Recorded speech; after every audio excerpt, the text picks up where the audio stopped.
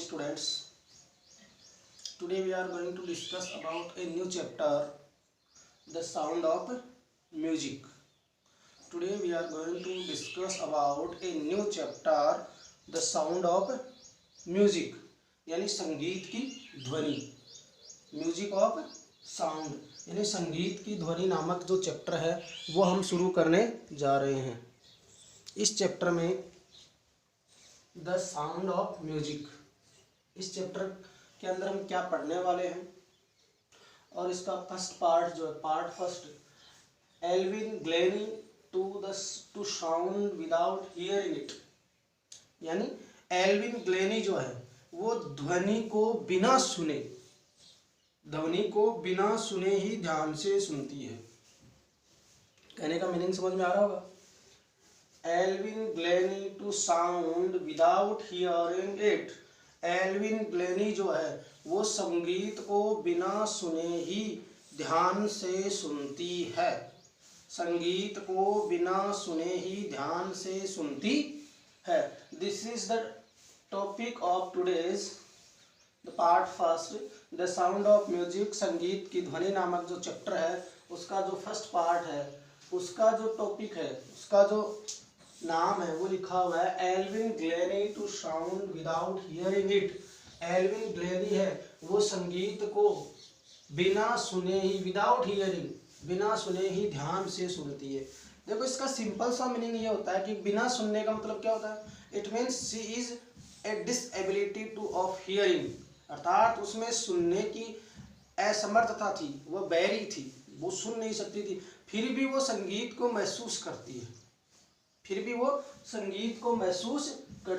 In this chapter we are going to discuss about this story. इस कहानी को हम पढ़ेंगे. देखो यहाँ पर 5 प्रकार के जो कैरेक्टर्स हैं वो सबसे पहले आपके चैप्टर में पाए जाएंगे. एक आया एल्विन ग्लेनी जिसके अंदर सुनने की डिसेबिलिटी है.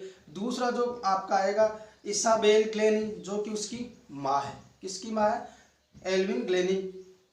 एल्विन जो ग्लेनी है उसकी माँ है इसाबेल ग्लेनी. और उसके बाद में आएगा रॉन फोर्स जो एक ताल वादक जो होता है, बजाने वाला यंत्र होता है उसको.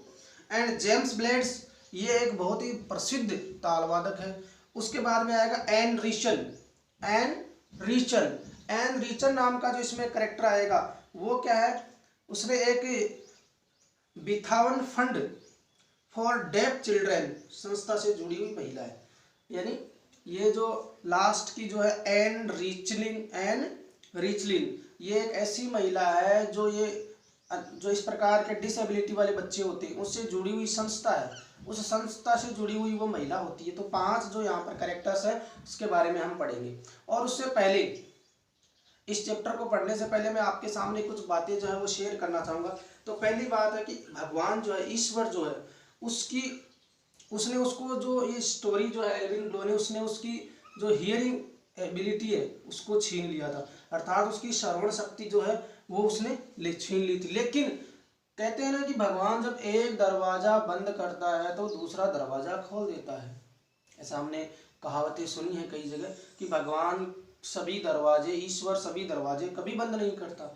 यदि वो किसी में डिसेबिलिटी देता है तो उसके साथ वो कुछ स्पेशल एक्स्ट्रा ऑर्डिनरी चीज़ें भी देता है.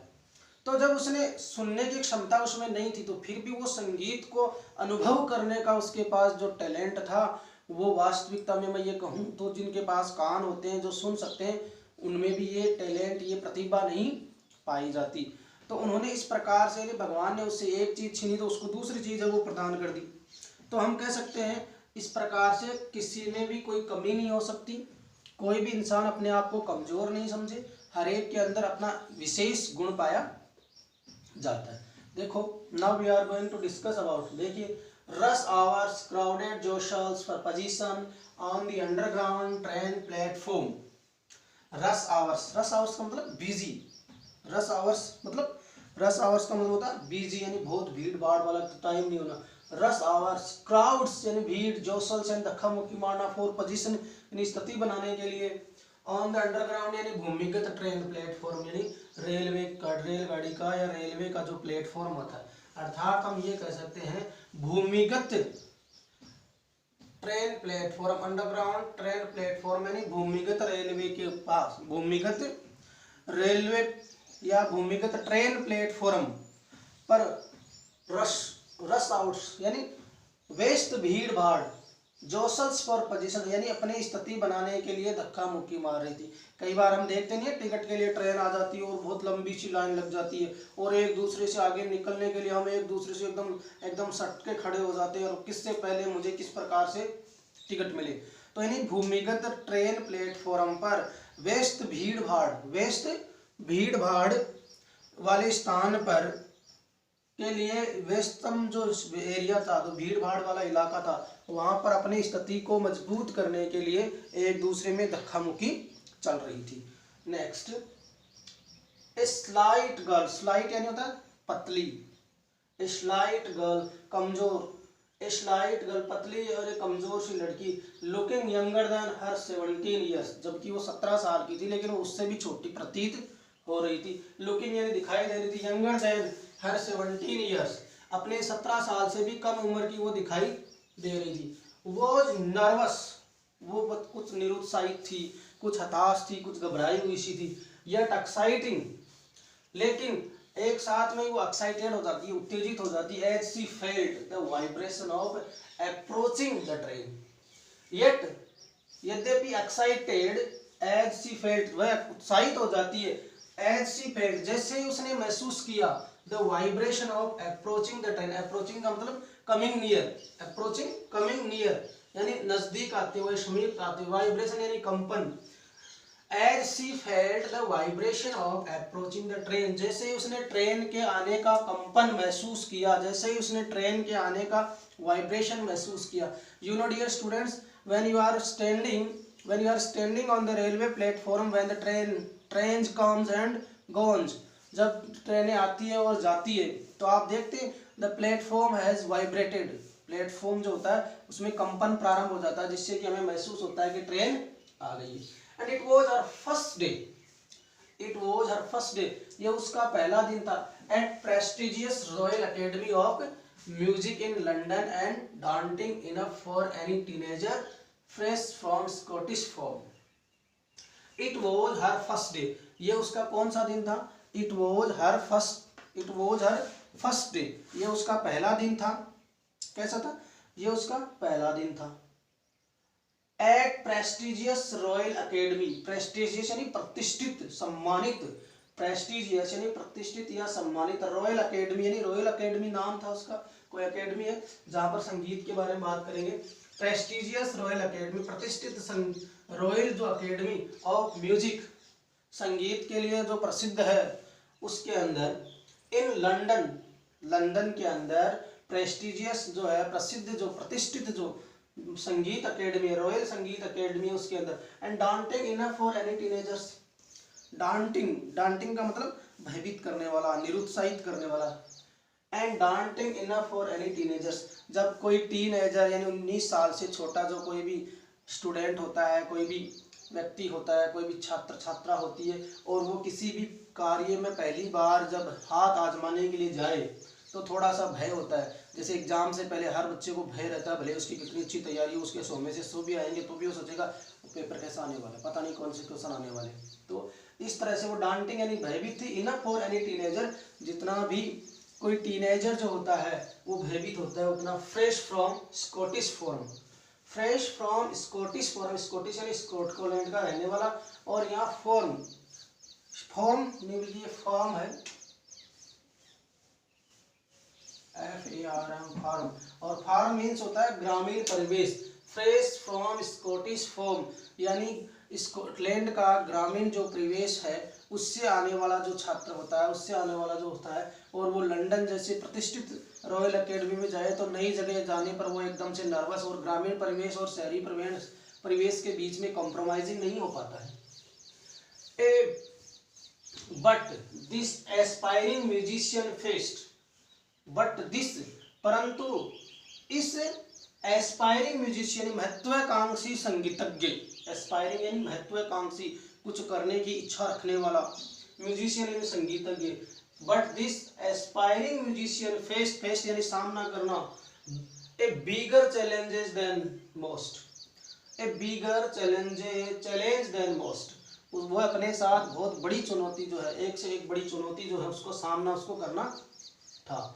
एक महत्वाकांक्षी संगीतज्ञ बनने के लिए उसको बड़े बड़ी चुनौतियों का सामना करना पड़ता है। She was profoundly deep, and she was profoundly deep, और वो क्या थी, गहरी थी, जिसको बिल्कुल भी सुनाई नहीं देता था। But this aspiring musician faced a bigger challenges than most. सामान्य लोगों की तुलना में उसको ज्यादा चैलेंजेस या चुनौतियों का सामना करना था। And she was profoundly deep, और वो तो गहरी थी, मतलब वो तो पूर्ण रूप से प्रोफाउंडली यानी पूर्ण रूप से कंप्लीटली उसको कुछ सुनाई नहीं देता था। तो उसको तो आपको पता ही है चैलेंजेस हैं वो ज़्यादा मिलने वाले थे। देखिए, Evelyn Glennie loss of hearing had been gradual यानी क्रमबद्ध तरीके से बड़ा होना, लॉस यानी खोना, हियरिंग यानी सुनने की एबिलिटी, ग्रेजुअल यानी क्रमिक रूप से। Evelyn Glennie loss of hearing had been gradually, यानी वह धीरे धीरे जैसे जैसे बड़ी होती गई उन्होंने अपने सुनने की क्षमता वो खोती गई, पता नहीं उसको। एंड हर मदर रिमेम्बर्स, उसकी माताजी को याद था, हर mother remembers noticing something was wrong, उसकी माताजी ने यह महसूस किया, यानी एल्विन ग्लेनी जो है उसकी सुनने की शक्ति है वो धीरे धीरे कम होती गई या गड़बड़ होती गई। यदि मैं mother remembers notice something was wrong when the 8 years old Evelyn was waiting to play the piano, जब 8 वर्ष की प्ले द पियानो, वेटिंग यानी इंतजार कर रही थी, ओल्ड 8 years old यानी 8 साल की, रिमेम्बर्स यानी याद रखना, नोटिस समथिंग उन्होंने ध्यान दिया, वाज रॉन्ग व्हेन यानी her mother remembers notice something was wrong when the 8 years old Evelyn was waiting to play the piano, जब 8 साल की जो एल्विन जो थी वो अपने पियानो बजाने का एक वाद्य यंत्र होता है उसको बजाने के लिए जब वह इंतजार कर रही थी, जब वह वेट कर रही थी, तब उसकी माताजी ने ध्यान दिया कि इसके साथ कुछ गड़बड़ है, कि उसके साथ कुछ गड़बड़ है, उसको आवाज लगाई जा रही है पर वो सुनाई नहीं दे रहा, उसका नंबर आ चुका है, तो वो बात उसके कुछ उसको गड़बड़ लगती है उसकी माताजी को। उन्होंने उसका नाम पुकारा, दे कॉल्ड हर नेम, उन्होंने उनका नाम पुकारा, and she did not move, लेकिन उसने अपने नाम को सुन करके उसमें कोई मूवमेंट नहीं हुआ, कोई गति नहीं, उसको लगा ही नहीं कि कोई उसको पुकार रहा है या कोई उसको कॉल कर रहा है या कोई उसको बुला रहा है। आई सडनली रियलाइज्ड, मुझे अचानक महसूस हुआ, शी हैडंट हियर्ड, कि उसे कुछ सुनाई नहीं दे रहा है। एंड सेज इस्बाक ग्लेनी ने कहा कि उसे कुछ सुनाई नहीं दे रहा, यानी उसने अपनी लड़की को कॉल किया इस्बाक को और उसे लगा कि उसने इसको कुछ सुनाई नहीं दे रहा है। Now we are repeat once again, एक बार इसको पुनः देखते हैं। देखिए, part first, Evelyn Glennie to sound without hearing it, Evelyn Glennie जो है वो बिना सुने ही ध्यान से सुनती थी, यानी बिना सुने ही क्या करती थी, ध्यान से सुनती है। Rush hours, crowds jostles for positions on the underground train platform. भूमिगत प्लेटफॉर्म यानी भूमिगत ट्रेन प्लेटफॉर्म पर भीड़ भाड़, रसल्स क्राउड्स जोस्टल्स, अपनी स्थिति बनाने के लिए लोग एक दूसरे से मतलब पसल्स कर रहे हैं, उत्सुक कर रहे हैं, जोस्टल्स यानी एक दूसरे से आगे निकलने के लिए धक्का मुक्की कर रहे हैं। ए स्लाइट गर्ल, एक पतली सी लड़की, कमजोर सी लड़की, लुकिंग यंगर देन हर 17 ईयर्स, जो अपने 17 साल की होने के बाद भी उससे भी यंग दिखती थी। वो नर्वस, वो काफी निरुत्साहित थी, घबराई हुई थी। येट एक्साइटेड, फिर भी वो उत्साहित हो जाती है। As she felt the vibration of approaching the train, जैसे ही ट्रेन आने का कंपन प्लेटफॉर्म पे होता है तो वह उत्साहित हो जाती है। It was her first day, ये उसका पहला दिन था। At the Prestige royal academy, प्रतिष्ठित रॉयल संगीत की जो रॉयल अकेडमी ऑफ म्यूजिक है लंदन में, उसमें उसका पहला दिन था। इन London and denting enough for any teenager fresh from the Scottish form, जैसे ही कोई नवयुवक या नवयुवती किसी नव कार्य के लिए, किसी नए कार्य के लिए जाता है तो उसके मन में एक भय होता है। तो इनफ फॉर एनी टीनेजर, यानी डॉन्टिंग, यानी वह भी काफ़ी भयभीत थी, काफ़ी निरुत्साहित थी, काफ़ी घबराहट थी उसके अंदर। इनफ फॉर एनी टीनेजर, यानी कोई भी नवयुवक जो होता है, टीनेजर यानी किशोर या किशोरी जो होता है, नवयुवक जो होता है, उसके लिए।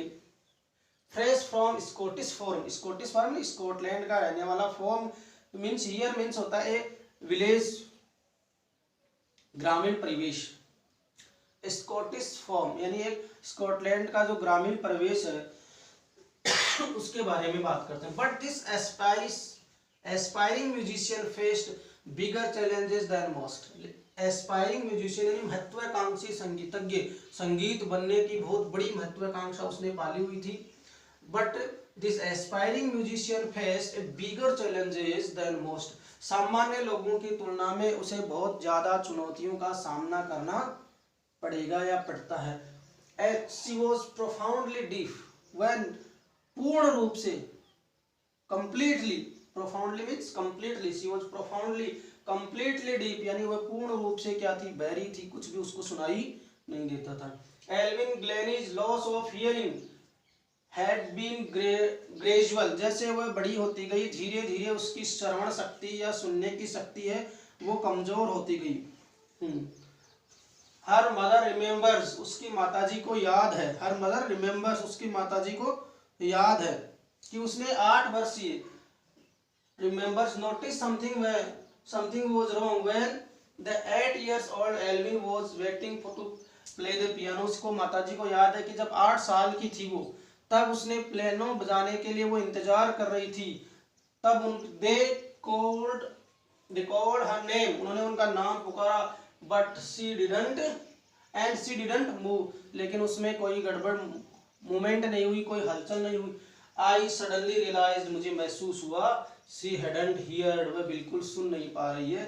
Says Spark Glennie, Spark Glennie जो है उसने कहा, जो कि उसकी माताजी थी। Spark Glennie was his mother in the character. Spark Glennie was the mother of Evelyn Glennie, वह उसकी माताजी थी जिन्होंने ये पहले से महसूस कर लिया था कि 8 साल की उम्र में जब उसने पियानो बजाने की तैयारी कर रही थी, उसको कॉल किया, उसको सुनाई नहीं दे रहा था कि उसके साथ कुछ गड़बड़ है, जो कि वो सुन नहीं पा रही है।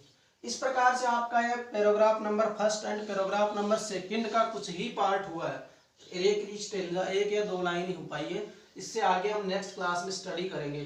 Thank you very much dear students.